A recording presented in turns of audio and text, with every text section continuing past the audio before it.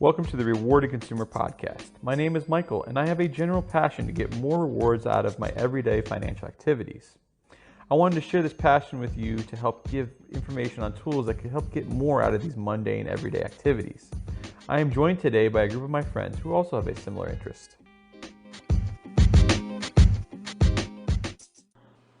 Hey, I'm Pete. I'm here to learn and possibly even share useful experiences from my financial decisions as well.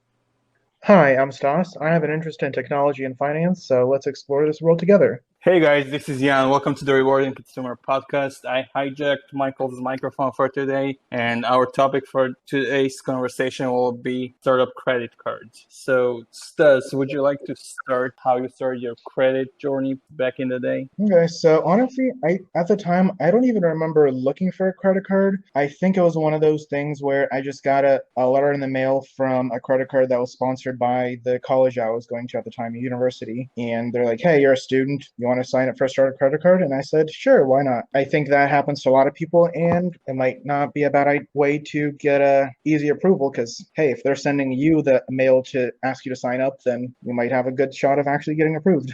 So when you sign up for that service, did they offer you any benefits out of that, or was it just a credit line and that's pretty much it? The main thing was the credit line. Again, first credit card, I was young, so it's not like they can offer me more. The one thing they did have, which I like to this day, unfortunately, that got canceled because it got bought out by a different company, and that company eventually stopped it. But they had something called virtual credit cards, which nowadays, every once in a while, I hear a little bit about them, but not to the extent of what this was. And where it was is there was a portal on their website where I could just say, okay, give me a virtual credit card number that I can use on Amazon or whatever other website. I want the limit to be this, and that way, even if someone hacks in and gets that credit card number, there's only a limit of, say, $50 that I put on it, even though my main credit card is much higher, as well as I believe it limited you to only one company. So as soon as one company started using it, another company would not be able to charge that. So I just like that as a benefit. Not a big deal, but I don't see that as often nowadays. So do you think those type of services were replaced with services such as Google Pay and Apple Pay? So yeah, I think a little bit that helps with it, but it's still not exactly the same as it used to be. But again, not a huge deal, but it was just a nice little feature that website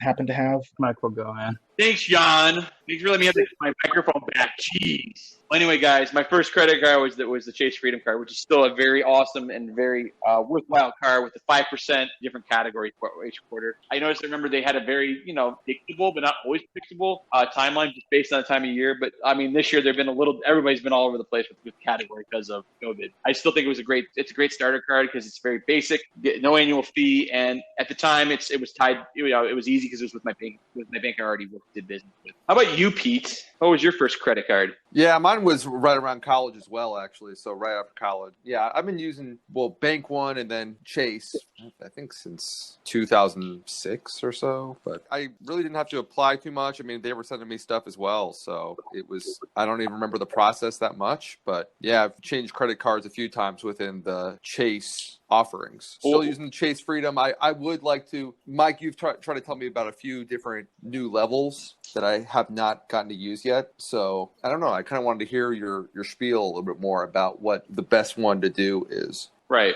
Well, today I will definitely tell you that. Maybe not today, but I will definitely tell you about that. What I'm thinking today is more of that starter credit card idea because I want to give people kind of that idea. I mean, especially young people, in either beginning college or getting right out of college and starting their first job. I mean, it's a hard decision to make, I think, and I think it's even harder now because it's a lot more competitive and it's a lot different environment than it was even when we graduated. What about you, Jan? What was your first credit card? Basically, the way I was introduced to a credit card is when my family immigrated to the United States about 13 years ago. I know in the previous podcast we were discussing the different aspects of the credit score and how Credit Karma categorizes all of these differently. So I was introduced to that by some family members and friends when I just moved over, and I started looking into getting a credit card. Obviously, I didn't have any history in the United States back then, so it wasn't simple like opening a credit card right away, especially that I just graduated high school school and was about to start college. So the way I worked it out is I went to my bank. Back then it was Wells Fargo, and they offered me a very low credit line. I think it was between $300 to $500, maybe something low like that. And there were no benefits, but the nice thing, it was a free credit card. So I started from there and then just started using it that way. I think it was just like right now it's a Wells Fargo Platinum, and I still kept that card just for the length of the credit line, but I don't remember what it was named back then. It was a long time ago. Well, let me turn it back to Stas. Stas, would you done anything different now? And actually, can you tell me what credit card you had, your first credit card, if you can tell me the product? So the very first credit card I had was from a bank called MBNA, which later got bought out by Bank of America. So currently the credit card I hold from there is just a Bank of America card. I guess when they bought it out, they still let me keep the credit history on it, so it's still considered my longest credit line, but that's all it is. I don't use it too much nowadays because, again, it doesn't have as many benefits as the Chase cards that I use. But I mean, it was still nice having that. It was an easy introduction into the credit world, so I'm happy with it. Is it the cash card now from Bank of America, or is it something different? It might be. I'm not sure. Again, I don't really use it much. But would you have done anything differently, or would you keep this? Would you have kept it the same?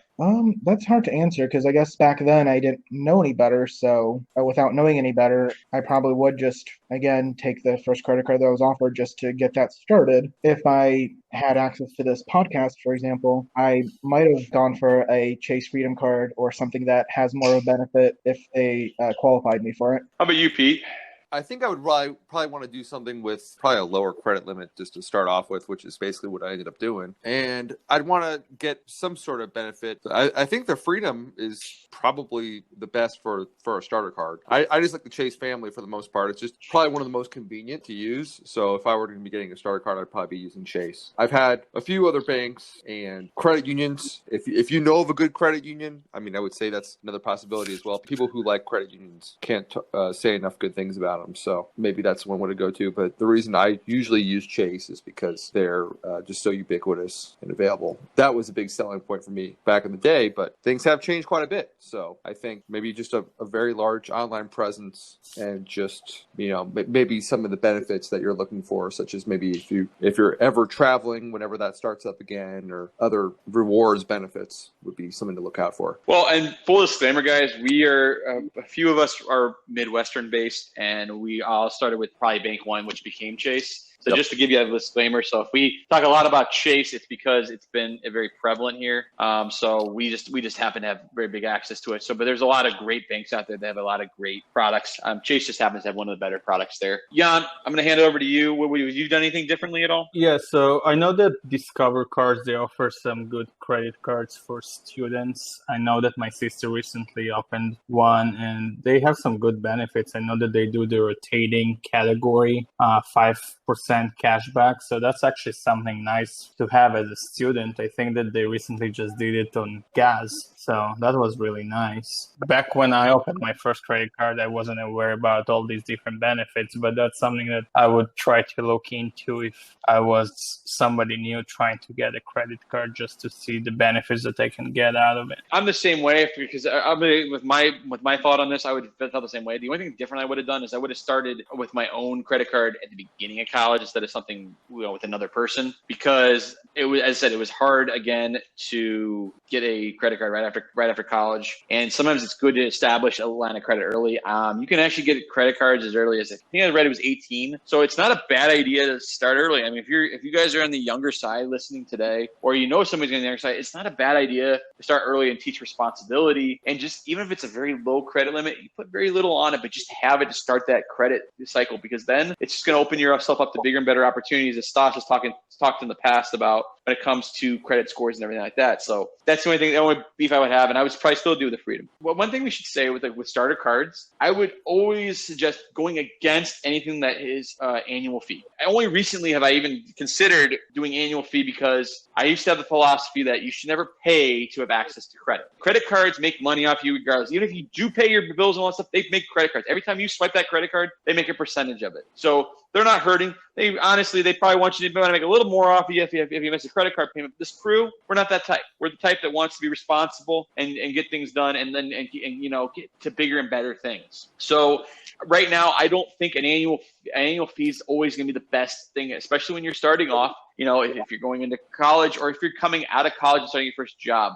Why make more expenses when you don't have to? Because there are plenty of good no annual fee credit cards. Now, one thing you have to consider when you are doing credit cards, they usually are issued by banks, and there's a treasure trove of different options. So you can either go with a bank ecosystem like Chase and their Chase Ultimate Reward Points, or you can go if we're still keeping the Chase thing, you can go with Amazon or United or IHG. The only thing I would consider with your first credit card, I know it's going to sound bad, and I think Discover is a great card, and I think Amex is a great card. I would almost consider starting off with Visa. I know they're a dominant feature. I'm not saying you should always have just Visa, but pretty much anywhere that will take a Visa, we'll take Visa over anything else. There is one place, the Green Mill in Chicago, that will only take Amex. So that's an old school thing, and it's kind of a crazy fun fact, and I kind of like that. That is kind of cool. They're the only place I know that only take Amex. So you're going to have to keep those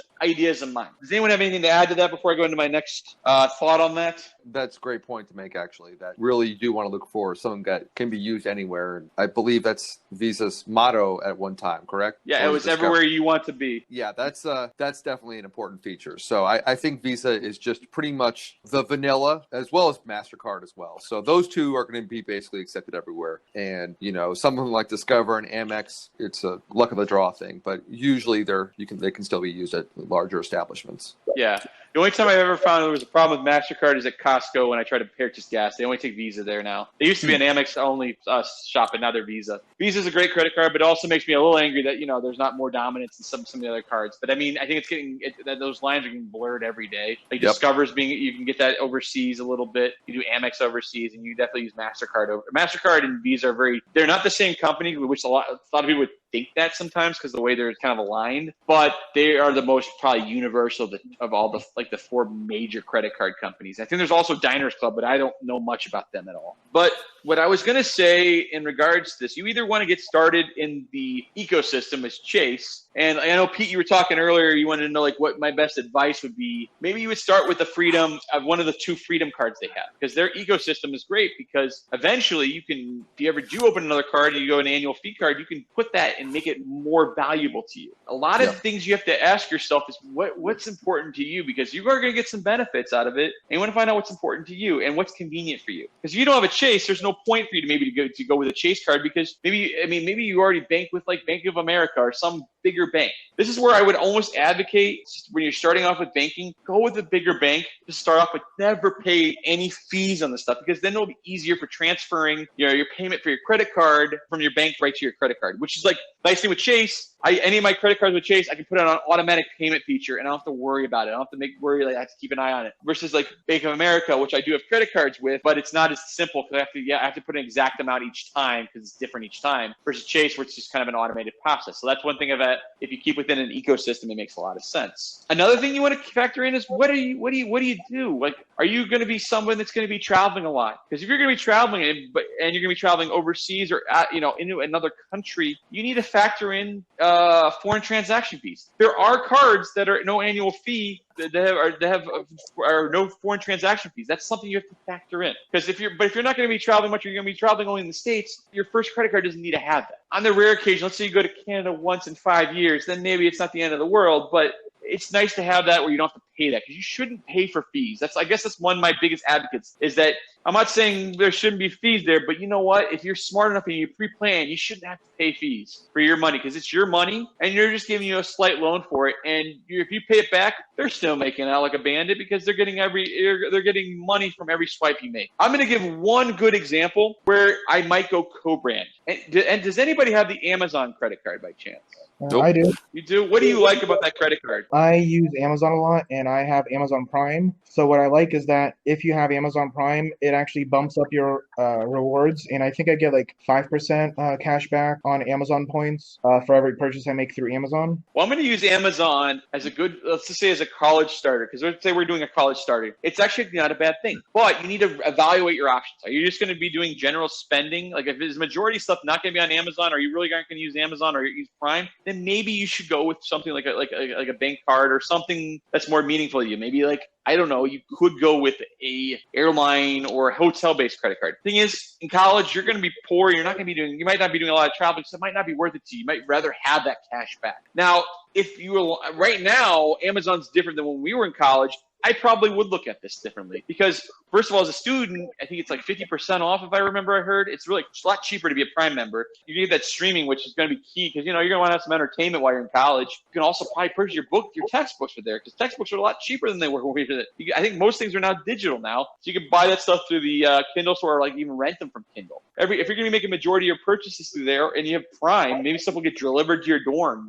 Care package can be delivered to your dorm fast. Then you're getting 5%. Maybe your college now has a Amazon Go store on premises. Same deal. It's going to give you the same benefit. One thing that the Amazon credit card has that a lot of people don't realize, they have no foreign transaction fees, which is key. Let's say you are going to do some travel. You could be using that in Canada and Mexico, and you're not going to get charged any extra. I mean, if you're only spending a couple bucks in that country or not much, it's not going to be a big deal, but still, you shouldn't pay for it. But you're getting a lot of benefit. Like, if you're doing shopping with Amazon, you might as well get that benefit. So that is one thing, like you have to kind of factor in what's important to you. And I'm thinking as a college student, now I probably want that big ass thing of ramen noodles and I need it convenient because, get into the store. Let's say you don't have a car. You have to take the bus and all that stuff. I'd probably rather have it delivered to my dorm room and get that big ass thing of ramen, make some pancake mix. I don't know, whatever I want to make that day. Amazon's going to give me all those services. So then if I'm doing that on a regular basis, then that 5% I'm going to get, as Stas was telling us, it's going to be a lot more worth your while. And you can use it on stuff you're going to be more important to you. But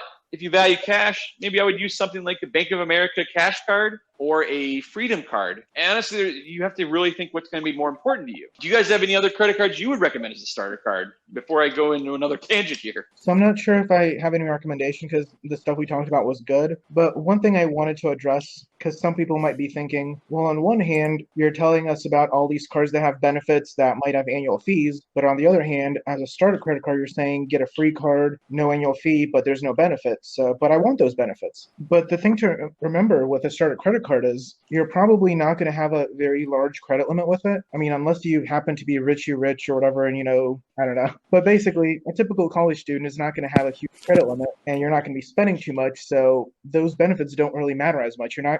Yeah, you might be missing out on $5, but that's not a big deal. It's not like you're going to be spending a lot and getting, $500 of benefits. So that's okay.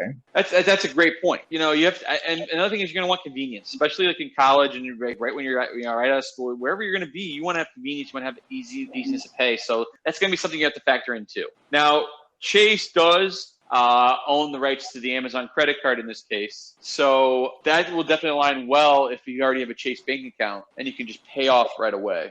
As I said, Amazon's made this really good for you. Now, if Amazon's is any benefit to you, then there's no point. In essence, really, Stas, I'm kind of going against my own advice. And Prime, it's kind of like having an annual fee because you're paying for the Prime service. But is that Prime going to make your life a lot easier? Is it cheaper than having, let's say, a car at college? Because, it's going to be harder for you to get around, and you can get a lot of that products and stuff that you would not normally be able to get. Like, if you aren't able to drive to go get to the local store or something like that. The other thing is I don't remember 100%, so you might want to correct me on this if I'm wrong, but I don't think Prime is required for it. So I think you can still have it without Prime, making it free. You just don't get as much percentage. I think it may be like, for example, 3% without Prime, but then if you have Prime membership, they bump it up to 5%, something like that. I should have mentioned that. Yeah, that it's definitely still a good credit card at 3%. And if you are going to be using that, it is definitely a very compelling point. So you don't actually have to get into the Amazon Prime thing. And Walmart's right now trying to do the very similar thing. So maybe Walmart will be your credit choice. It just depends on who the issuer is and if it's a good company. Sometimes you get some bad issuers, and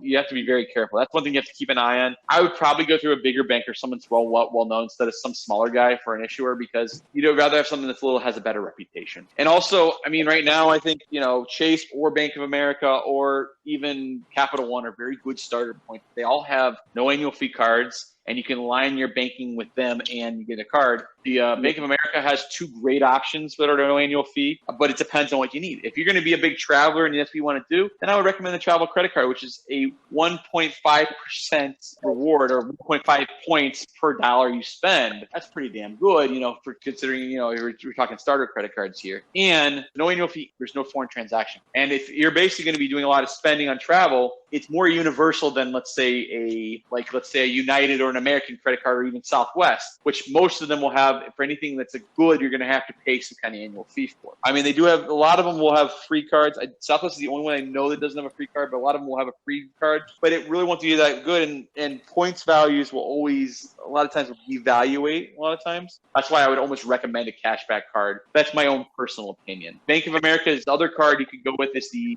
cash card. I think they do it for multiple universities, so you can get your cash card with your university on it. So that's even kind of cool if you're going to be doing it in college, or if you're a really cool alumnus, you can get that too. But they have an interesting proposal because you get 1% on everything, 2% and 3% on some different categories. The 2% is at the grocery store, and that's combined with the 3% category, which is if you're choosing up to $2,500 per quarter. It's kind of new. It's kind of interesting. It is a little more difficult to do, but it's kind of cool because let's say I could change my category once a month of what I want my 3% to be. So let's say next month I know I'm going to be doing a lot of online shopping. I can make my 3% online shopping. As long as I don't go over that threshold with combined grocery and let's say online shopping in that quarter, then I'll still get at those percentage rates. Another interesting thing is their grocery store will also count for club stores. So Costco and Sam's Club are going to also be on there. It's something that a lot of people don't factor in. A lot of places, even if they say grocery stores, it will not count for Costco and Sam's Club. In Costco, I was in there the other day, and they were trying to sell me that same a credit card. I don't think it had an annual fee, but